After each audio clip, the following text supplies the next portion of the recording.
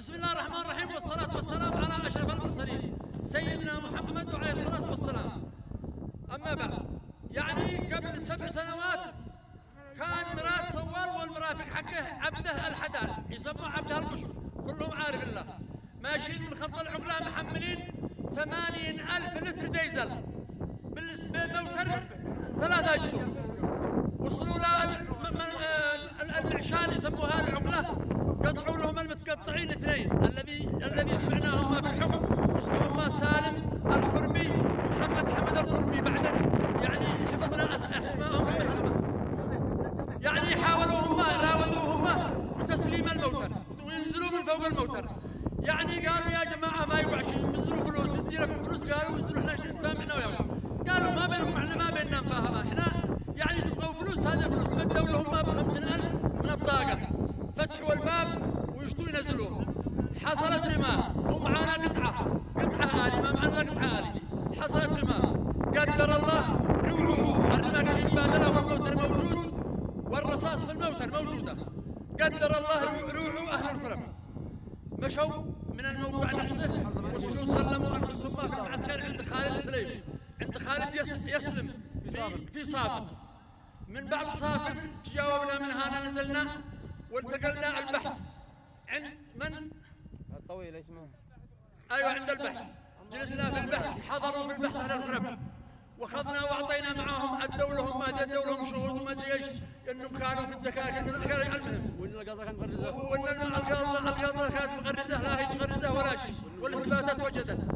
المهم بعدين انتقلنا من البحث النيابه ما عاد لحقوا ولا شيء، ما عاد لحقوا شيء. جلسنا في النيابه فتره، انتقلنا المحكمه، جلسنا في المحكمة سنتين واحنا في المحكمة، الابتدائي والاستئناف والمطالبة. يعني انتم عارفين يا مشايخنا وعقالنا وافراد العنس، يعني المحكمة ما هي جازمة بأي شيء تفرضه إلا بعد إبلاغات الناس، إبلاغاتهم إبلاغ بعد إبلاغ. آخر شيء خرجنا بحكم ابتدائي، ثم خرجنا بحكم استئناف، براءة 2 تقريبا ونص، والأحكام عندكم قروها. وبعدين روحنا لنا. الآن قبل يوم السبت هذا الماضي هذا خرج الولد هذا الجاهل فوق السيارة، يسري لهم ما أدري لحمة أو حاجة أو مقاضي للبيت، واعترضوه جنبه عمه سلم الله عمه، واعترضوا الجاهل هذا وفعلوا له هذا الفعلة الشنيعة، واطلقوا بقرنا وسط الجاهل هذا. وهذا الصور قدامكم حق الجاهل، والجاهل جاهل الجميع الصغير والكبير، واحنا واحد منكم، واحنا وراينا بعد رايكم، والذي تقرروه احنا بعدكم، ومشايخ وعقال وافراد واعيان القرى جميعا عنس كامله، وانتم اخبر، وهذا علمي ولا جاكم شر.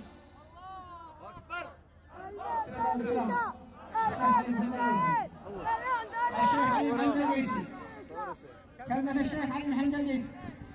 بسم الله الرحمن الرحيم، الحمد لله رب العالمين، والصلاة والسلام على من بعث الله رحمة للعالمين.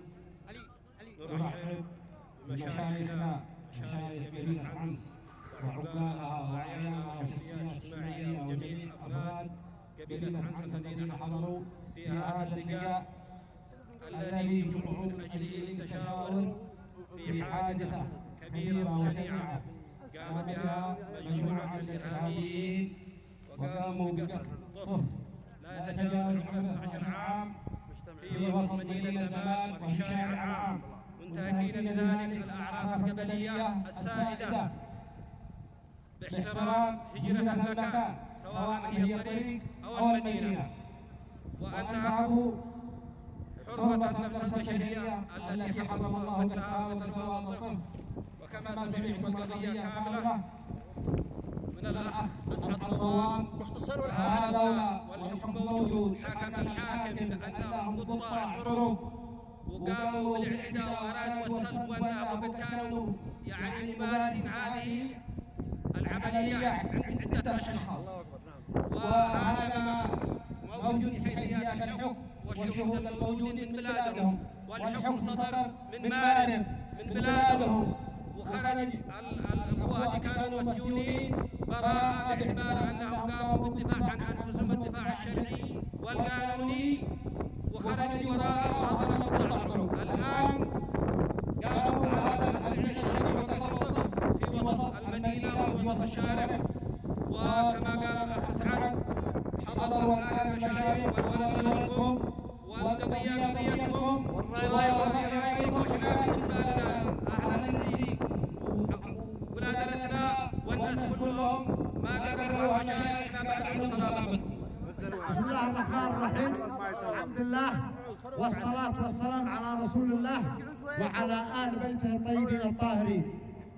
الآباء والإخوة مشايخ ووجاهات وشخصيات اجتماعية وعقبال وأعيان وأفراد قبيلة عنس، الجميع السلام عليكم ورحمة الله وبركاته.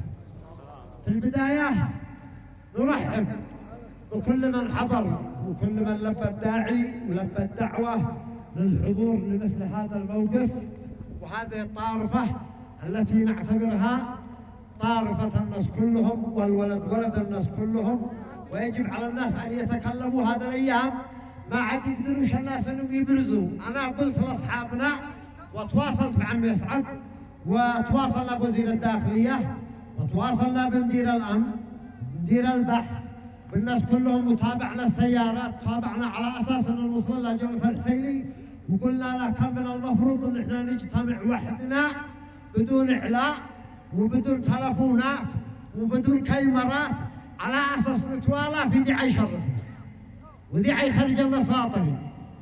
احنا سمعنا منه ان قد حكى يعني وقعت احكام وخرج والناس باحكام ووصلوا الناس الى ما وصلوا الان. هذه جريمه كبيره. اولا انه اعتدى على ساحتنا، وثانيا انه اعتدى على حرمه طفل حتى ولو به عندنا رجال. يقتل رجال ما يقتل شي جاهل، لكن اعتدى على ان زعزع عن استقرار المنطقه والمحافظه، واذا ما هي في امنها واستقرارها يحسن من اي محافظه. وهذا بالنسبه لها تعتبر ملامه في وجيه الامن لضبط الجناح، وهذا نحن عن شارع لضبط الجناح وايصالهم السجن ويخرجوا باحكام مثل ما خرجوا اصحابنا. احنا امام خيارين اثنين، هذا عن اذنكم يا مشايخ عنس. احنا امام خيارين اثنين. الخيار الاول اما وشريعه والناس كلهم يفعلوا جهدهم وما وصل الواحد وصل، ولو الشريعه نفعت ما توعقت له ذلهم. ولا والموضوع الثاني وقضيه قبليه ونحمل الناس عيب الساحه وعيب الطفل وعيب الكذا، وقد ما عذر ما يلفانا سبب في القضيه السابقه ولو برعتنا الاحكام. ان على اساس ان احنا نتخابر ونكون ماشيين نخرج بواحده من الثنتين، ان احنا نشتي دوله ونشتي نتابع الدوله ونشارع. فاحنا عم نزر بكل ما اوتينا من قوه احنا ومشايخ عنس والناس كلهم، ونضغط على الدوله لايصال القتله والجناه للحبس، وعلى اساس يخرجوا بشي ولا بماشي.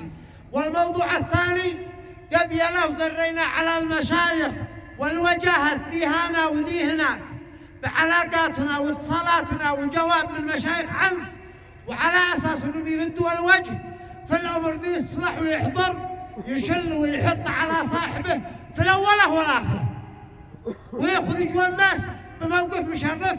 والراي لكم ولك انت يا عم اسعد في المقدمه، جاوب على الناس. انا تكلمت باسم مشايخ عنس وسلامتكم. يا اسعد صوا ياو صلوا على النبي، صلوا على النبي. يا اسعد صوا جاوب على الناس كل اشياء ثانيه، وانا من عنس والمشرفه لكم والشمال لكم.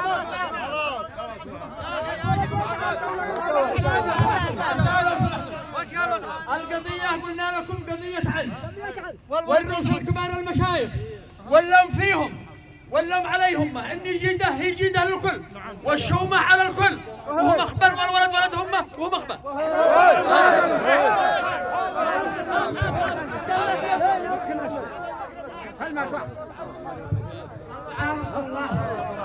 احنا عندنا السجن في صنعاء مع مشايخ مارب ومشايخ شبوه. الموجودين ذي هناك على اساس احنا ومشايخ ندعي مشايخ عنس نلتمس وياهم وحنخرج بخبر ما قال اصحى ولا نشتي ضربه ولا انتفى المشاهد جواب سواء بالنسبه لنا الجيده لمشايخ عنس وشوا على مشايخ ويقطعوا ولا حد اصحى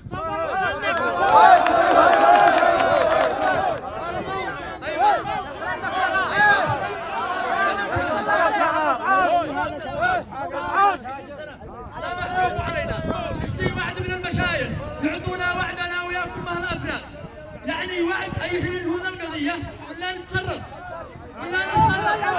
ايش اللي تشبه سنه